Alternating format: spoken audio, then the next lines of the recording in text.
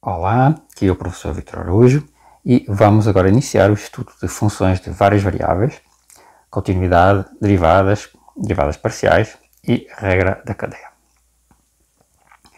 Em diversas aplicações, na matemática, na física, na química, na economia, na engenharia, é necessário usar funções com duas ou mais variáveis com valores reais. Por exemplo, a função temperatura ou umidade numa dada região é uma função que associa a um par de números as coordenadas do ponto na região, coordenadas do lugar, um outro número, a temperatura ou a umidade, por exemplo. Okay? Então vamos estudar funções deste tipo usando as ideias que já conhecemos do estudo de funções reais de uma variável. A continuidade e diferenciabilidade e o cálculo de derivadas e integrais. Ok? Então, no caso de uma variável, definição de continuidade de uma função de uma variável, definida no intervalo da reta, num dado ponto x0.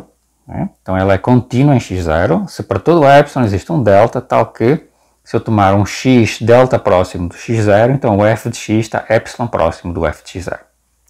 Que é a mesma coisa que dizer que x0 né, é um ponto de continuidade de f se o limite, quando x vai para x0 de f de x, é igual a f de x0.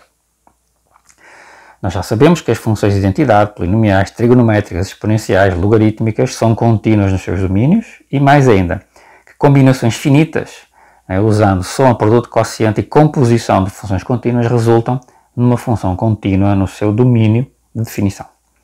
Okay? Então, essencialmente, a linguagem que a gente usa é que as funções elementares, funções obtidas por composições finitas destas funções aqui, a identidade, polinómios, funções trigonométricas, exponencial, logarítmica, são sempre contínuas nos seus domínios. Para várias variáveis, a definição é análoga. Né? Então, f de u em r, a função é contínua num ponto x0, y0 de uma região U, onde U é uma região do plano.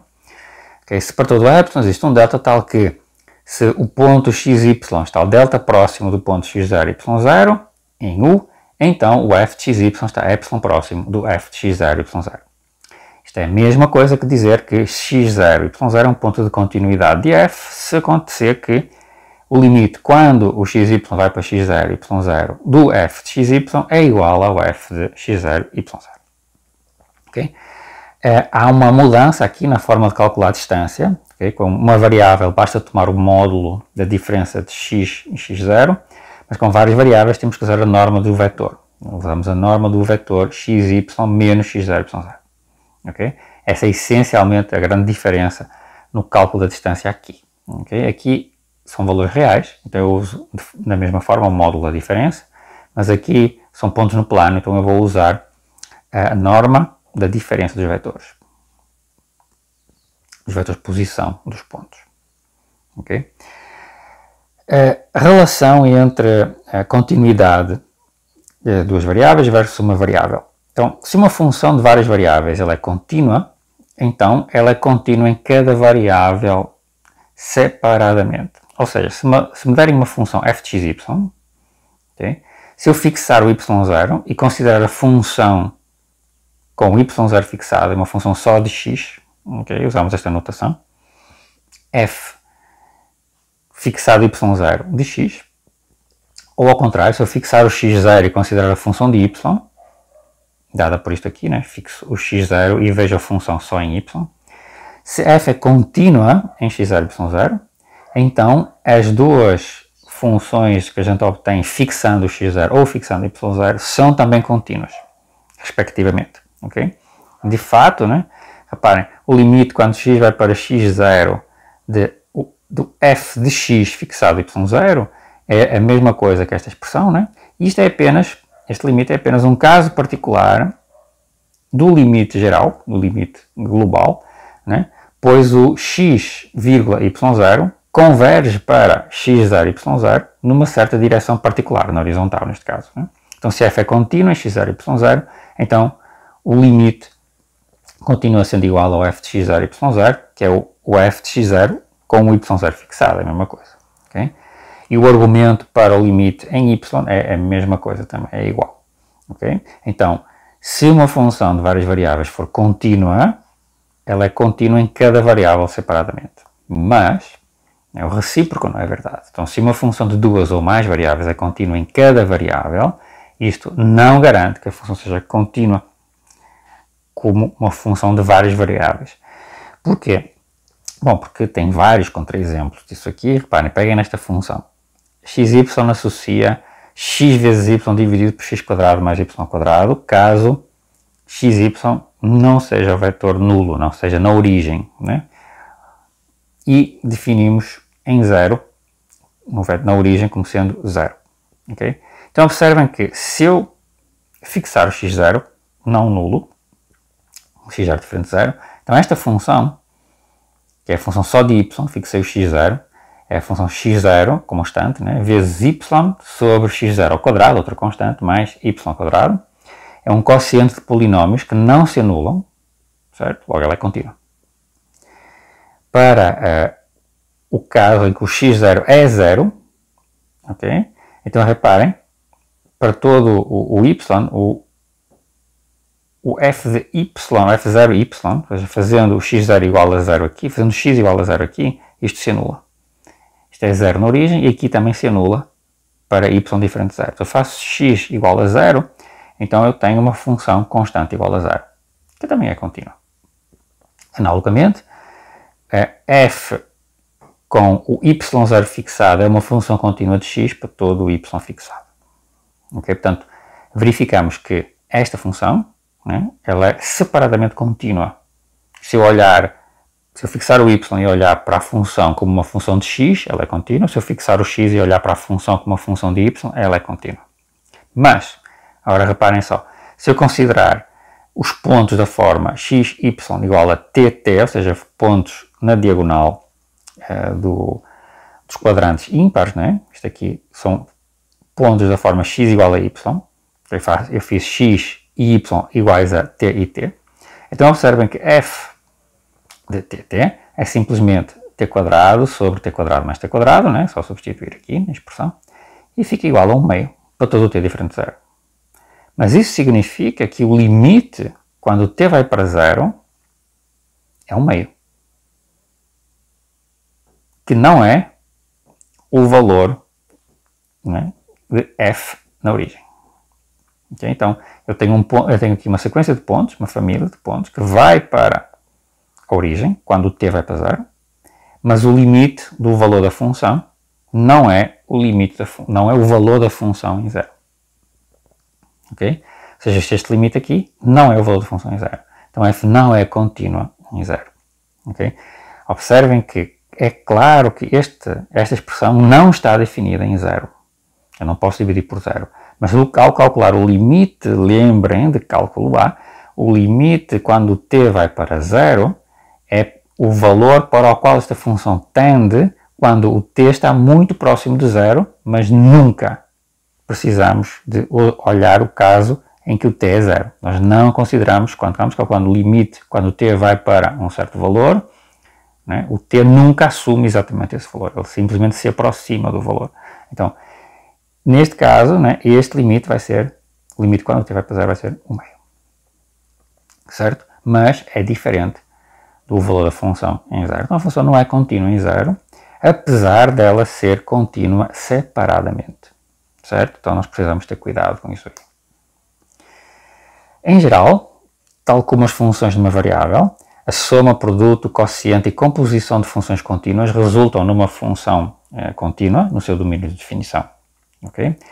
Vamos ver aqui um exemplo de cálculo de domínio. Determina o domínio da função f de xy, logaritmo natural de x² menos y. E se esta função é contínua nesse conjunto, nesse domínio.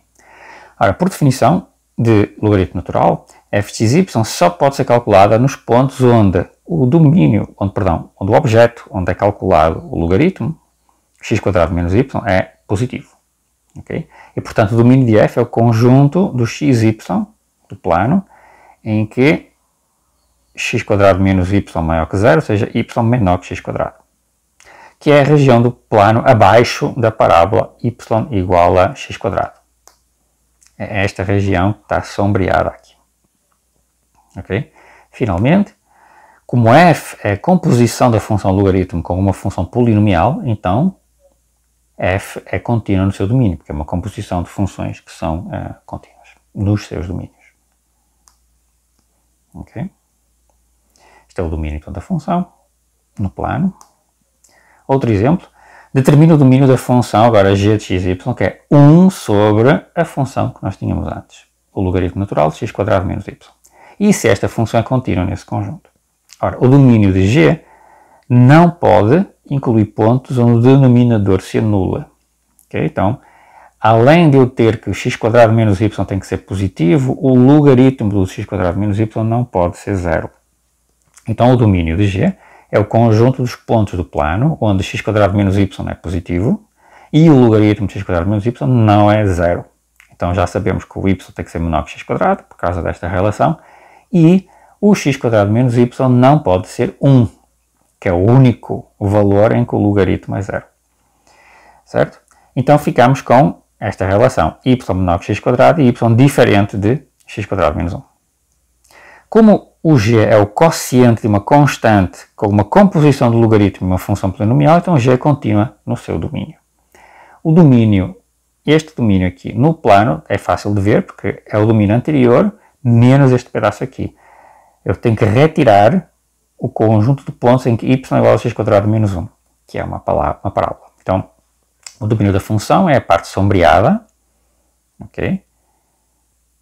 Menos a parte, esta linha preta não faz parte do domínio, e a linha vermelha, que é o gráfico de y igual a x² menos 1, também não faz parte do domínio. Ok? Então, o domínio da função é a parte sombreada menos a parte vermelha. Okay? E a linha preta também não, né? Certo? Este é o domínio da função no plano. Vamos falar agora de gráficos de funções de duas variáveis. Então, o gráfico de uma função de duas variáveis é o conjunto dos pontos x, y, f de xy. São pontos do espaço. Ok? Tais que o xy está no domínio de f. Então, eu pego um ponto do domínio e coloco a altura, a cota, sendo o valor da função. Okay? Por exemplo, aqui o gráfico, representação tridimensional, projetada, né? O gráfico de f de xy igual a seno de x vezes cosseno de y. Okay? Temos aqui o x variando de, acho que de menos 6 a 6, então um pouquinho mais, e o y, mesma variação, portanto aqui temos um quadrado na base, e depois a altura de cada ponto é o valor desta função. Okay? Claro, varia entre menos 1 e 1, né? Porque temos seno vezes cosseno. Como é muito difícil, né, fazer e visualizar gráficos tridimensionais, geralmente é complicado, então para estudar estas funções é muito usual nós reduzirmos a dimensão e para isso usamos curvas de nível. Então se eu tiver uma função, se z igual a f de xy, é uma função de duas variáveis, e c é uma constante fixada, a curva de nível de f com valor c, ou a curva de nível c, é o conjunto dos pontos do domínio plano, né, onde f de xy tem esse valor c. Okay? Estas curvas permitem entender o aspecto do gráfico da função, evitando lidar diretamente com objetos tridimensionais. Okay? Claro que tridimensional ainda não é tão complicado. Agora imagine uma função de 3, 4, 5 variáveis. Okay? Então precisamos, não conseguimos visualizar esse gráfico, então precisamos de técnicas para reduzir a complexidade do estudo do gráfico. Então, esta é uma das técnicas, é usar curvas de nível. Okay? Quais são as curvas de nível da função que eu apresentei antes? Né? As curvas de nível da função seno de x cosseno de y têm este aspecto. Okay? Vocês podem imaginar porque é que tem este aspecto. Peguem no gráfico 3D que nós tínhamos aqui e agora cortem o gráfico por planos horizontais. Okay? Vocês pegam em planos horizontais e vão cortar o gráfico. Cada altura do plano horizontal corresponde a um valor z igual a c. A interseção dos planos horizontais com este gráfico dão estas curvas de nível.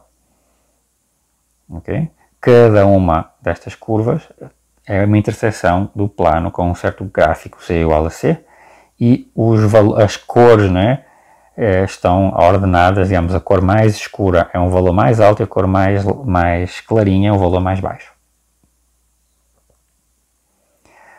Outra curvas de nível que vocês estão habituados a ver, todos com certeza já viram isto. Isto é um mapa, né? É um mapa com a temperatura em cores e estas linhazinhas aqui, estas curvinhas, são as curvas de mesma pressão, ok? Isto é um chamado mapa isotérmico e isobárico. Isobárico significa curvas de mesma pressão, isobárico, são as curvas que estão aqui têm a mesma pressão. Por exemplo, esta curva aqui tem 1035 milibares de pressão. Okay? Então, estima-se que todos estes pontos aqui em cima do oceano e aqui em cima da Argentina, né? Aqui já estamos no Brasil, aqui tem o Uruguai, aqui a Argentina. Então, estes pontos, aqui em cima desta curva, têm a mesma pressão, 1035 milibares. Okay? Em cores, temos a representação de temperatura. Aqui menos 6, 9, 12 graus, 15 graus, 18 graus, etc. Então, aqui temperaturas negativas. Okay? Aqui temperaturas bem altas, certo? E aqui também tem as temperaturas no mar. Então, isto é um mapa com curvas de nível de duas funções. A função temperatura, que tem as curvas de nível em cores, e a função pressão, que tem as curvas de nível, né, anotadas de maneira tradicional, né, fazendo as curvinhas mesmo dos diferentes valores da função. Okay? Então, estas são maneiras de representar funções, neste caso uma função de duas variáveis, duas funções de fato aqui, né? A função temperatura e a função pressão.